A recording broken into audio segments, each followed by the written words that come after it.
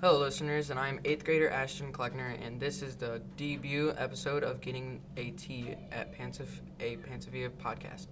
We would like to welcome you and invite you to listen every other week to a new episode of our podcast. We are the place you can come to find out about all the exciting things happening at Pansophia. A really big piece of Pansophia news for the new school year is that we added 6 classrooms to our building over the summer. We are going to be talking about that, along with exactly what it means to be a charter school with Pansophia Academy Principal Mr. Ryan Tomlinson and Mr. Nick Orlowski, Director of the School Leadership for CS Partners Pansophia Management Company. To get started, Mr. Orlowski, can you tell us what makes a charter school different from other public schools? Yeah, so a charter school is a public school, just like your traditional public schools. But years ago when they first started public schools in the United States, each town kind of got a map, and that map had lines drawn for all the kids that live in this territory go to this public school. But in the 90s when charter schools emerged, it's a different kind of public school. So any kid that can get to Pansophia or is on Pansophia's bus line is allowed to go to Pansophia. So it provides families more flexibility. You still have your regular public school in town, but for towns that are lucky enough to have a charter school like Pansophia, it's another choice for families to consider. Thank you for that clarification, Mr. Tomlinson. Mr. Tomlinson, how long have you been the principal at Pansophia? Have you worked at other schools, charter schools? Thanks, Ashton. Thank you for the question. This is my 5th year at Pansophia. Before I came to Pansophia, I was a kindergarten teacher in Georgia for 2 years after I graduated from the University of Michigan. Go Blue. And then once I did that, once I moved to Georgia, I was there for 2 years. I finally found a job back at home because when I graduated from college, teaching jobs were very hard to find. You waited in lines for hours to just try to get a position at a school in Michigan. So I moved away, and then I finally was able to come back, and I started working at a charter school at the International Academy of Flint. I worked there for 10 years. I taught kindergarten for 8 of those years, and then I taught 2nd grade for 2 of those years. And then I wanted to do something different, and I wanted to make an impact on not just the students, but with teachers as well. So that's why I became a principal. And then I got a job at the International Academy of Saginaw as an academic director. I did that for 4 years, which was great. It wasn't doing everything I wanted to do, so I wanted to be a principal or a superintendent of a school. That opportunity came a year later at the Mid-Michigan Leadership Academy, which is another CS partner school. I did that for a year as a deputy director running that building, and then I was luckily enough, I found Pansophia and came down here. Thank you. Mr. Orlowski, how long has the 6 classroom expansion at Pansophia been a topic of discussion, and why did CS Partners think it was necessary? Well, this expansion has been the talk of the school for almost a decade. I actually had the luxury of working with Pansophia a few years ago, and it was a topic then. Unfortunately, it just didn't happen. But how it came about was interesting. We had some staff meetings to see what staff wanted the most, and if it was a teacher, support staff, it didn't matter. Everybody just said, we need more space, we need more space, we need more space. The school's really grown the last couple of years, and as a teacher, it's nice to have your own classroom, and so we felt bad for teachers who were teaching on a cart, because it's, you got to move all of your stuff from room to room, and you don't have a place that you can really call home, and so that became a priority. And so from the CS Partners perspective, we look at what our schools want, and this school in particular wanted space, so then we used all of our resources. We've got great team members that can help with getting blueprints and finding the right team to help with the construction project. We've got great accountants who know what banks to work with and how to fund it. So we're really lucky it's a good problem to have when somebody like Pansophia wants to expand, makes our jobs fun, and it's been great to be a part of the groundbreaking and also the ribbon cutting. Thank you. Mr. Tomlinson, how do you think this expansion has improved our school? What are the teachers and students saying to you about this? So Ashton, when I first got here 5 years ago, there was parapros working in the hallways doing interventions. Staff was on top of each other. It just felt so cluttered, and just there was like no wiggle room. Like if we had a meeting, we had to get creative and to find space to do those meetings. So the expansion has changed all of that. Those teachers that were on carts are no longer on carts, which is amazing. Those teachers gotta love it. Students, our class sizes have been reduced because now you guys have more spaces to go in. So overall, I mean, the expansion has improved our school. The flow of traffic in the building when we do our transitions, it separates the kindergarten through 5th grade students with middle school and high school students, which is another good thing. So overall, the expansion has just changed the whole outlook of how we run the school day to day. Thank you, Mr. Tomlinson. This question is for both of you. Pansophia Academy has been doing a lot over the past couple of years to be more involved in the community and to offer a wide variety of classes and after-school activities. How do you think it's working so far?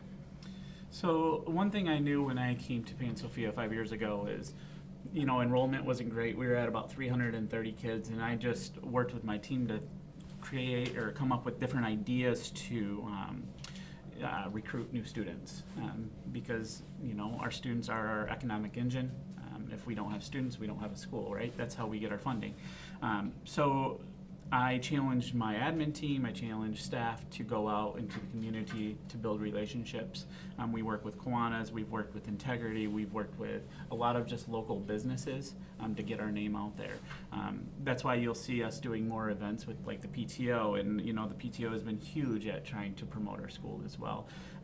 Last weekend we had about 600 kids come through trunk or treat, and a lot of those students were not Pansophia. So it's just having those type of events that gets the word of mouth out in the community, and it helps us grow. Okay, thank you, Mr. Tomlinson. What about you? Yeah, I'll add, you know, I'm a big believer that the schools are a part of the community and they're a fabric of the community. And so I think for Mr. Tomlinson and the team to focus on how do we bring people to just see the building. We're not necessarily charging money. We're not trying to recruit them. We just want them to see the building. They want to see what our kids are all about, meet our staff and meet our teachers. That's how people who might not know about the school find out about it. They might mess around and have a good time here, and then they start to think like, well, that wouldn't be so bad to maybe to go to school there. And I'll say, you know, what impresses me is I get to work with the leadership team every couple months. We look at the 1-year plan for the school and the 3-year plan for the school, and then we boil that down to, okay, what do we have to get done in the next 90 days? And they always want to talk about community events. What can we do to bring people in? How can we promote our school? How can we get our kids out there showing the great things that they do? And I think that consistency with doing it and helping people in need during COVID, you bundle that all together, there's positive momentum talking about how it's a family atmosphere, and I look forward to continuing to help with that. Okay. And going back to the after-school activities, Mr. Gonzalez, our athletic director, he's done an awesome job trying to bring more sports to our school. And I know he's been really focusing on our elementary kids to try to grow the programs that we have. Our volleyball teams have been doing great. One of our middle school volleyball teams just took 2nd place in their tournament, which is pretty awesome. That's the first trophy since I've been here that any sporting team has won. So I'm very proud of the program that he's doing there. I agree with you. Mr. Tomlinson, do you think Pansophia compares to other area schools? What are some things we have that others might not? In other words, what makes Pansophia Academy unique? So the thing that makes Pansophia unique is that we are a K-12 building. No other school in the county is a K-12 building. It's pretty awesome to see a 5-year-old come into Pansophia and graduate at 18 years old. Like, you can literally come to our school and do your entire schooling career with Pansophia, and that's a very unique thing. I've never really been a part of a place like that, and it's just special to be able to do that with our kiddos. Also, another thing that is unique about Pansophia is we try to give our students a unique learning experiences. We try to listen to our students on what classes they want to do. Not always we can give them what they want, but we really try to do that for our kiddos. Thank you. Mr. Orlowski, how many schools does CS Partners manage? Are there other schools like Pansophia that have grades K through 12 in the same building? Do you think having all the grades under one roof is a positive thing? Well, yeah, it's a great question. Altogether, we manage 22 schools. So that means they contract us to help with making sure the teachers get paid, helping with the building, people like me that help with the teaching and the learning in the building. But then we have probably another dozen or so that want just a piece. Like they need help with just the money side of things. They need help with just it's called like the human resources side. So hiring people, making sure they get paid and those kind of things. But what makes Pansophia unique is, off the top of my head, I don't think any of those 22 have one structure where grades K through 12 come under.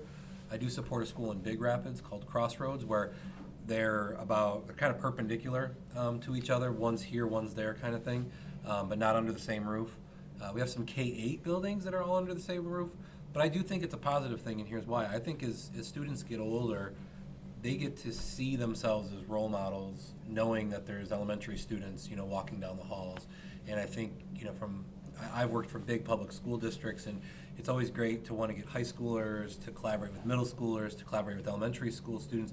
But when they're all on different campuses, then it's like, okay, we've got to get a bus, we've got to get chaperones, we've got to get coverage. And so what's nice is, 12th graders can go help kindergartners with reading, or, 5th graders can see what middle school life is going to be like by just walking down the hall. And there's the opportunity for students to get to know teachers, so that there's that familiarity, as kids get older. And as Mr. Tomlinson said, the part that touched me the most about the groundbreaking was you had students who had been at Pansophia for 13 years sharing their experiences and talking about what it meant for them. And that's a really unique feature. And I think it's one of the reasons families choose us. It's nice to know everybody's under the same building. Everybody's kind of working towards the same goal. Okay, thank you. This question is for both of you. What was the cost of the expansion? So the cost of expansion, well, it gets a little crazy because there's just little pockets everywhere. From just the build itself was around about $2.1 million. And then you have the cost of furniture and cabinets and just filling those classrooms, which was another $200,000 to $300,000. And then we also rolled in our loan that we had on the building previously to the build. So we're sitting at about $2.8 million for this expansion that we did.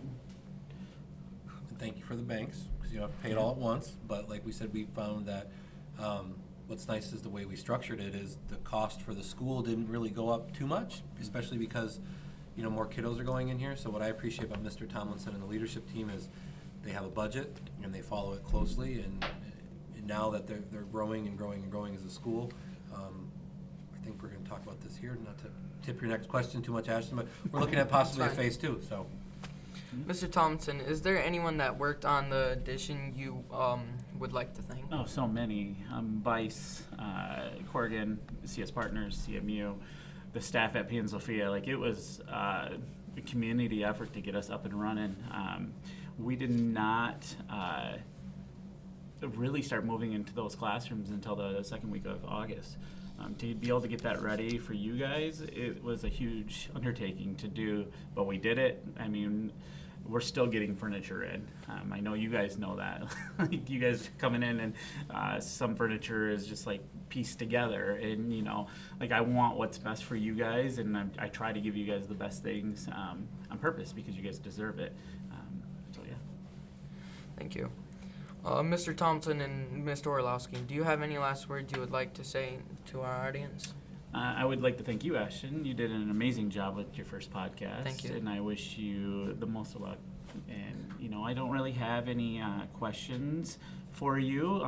I guess the last thing I would like to say to our audience is that Pansophia is an amazing school. And if you don't go here and you hear this, come check us out. No, I just want to thank you for having us on. I didn't realize this was episode 1, so I feel very touched to be a part of the debut episode. So we can say we knew about the podcast before it got cool and huge. So best of luck with it. If you ever need any support, let us know. But I'm excited to see how it grows. Yeah, have us you. back. Mm-hmm.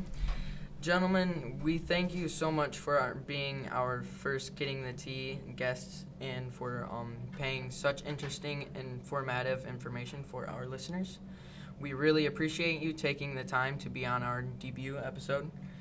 I'm your host, Ashton Cleckner. Video of Getting the Tea interview sessions will be available later today at our YouTube channel at Getting the Tea, a Pansophia podcast, no spaces. First letter of every word capitalized, and a link to the audio will be available soon on our website, pansophiaacademy.org. Watch the Pansophia Academy website for news about our upcoming podcast. Thank you for listening, and have a great Puma Day.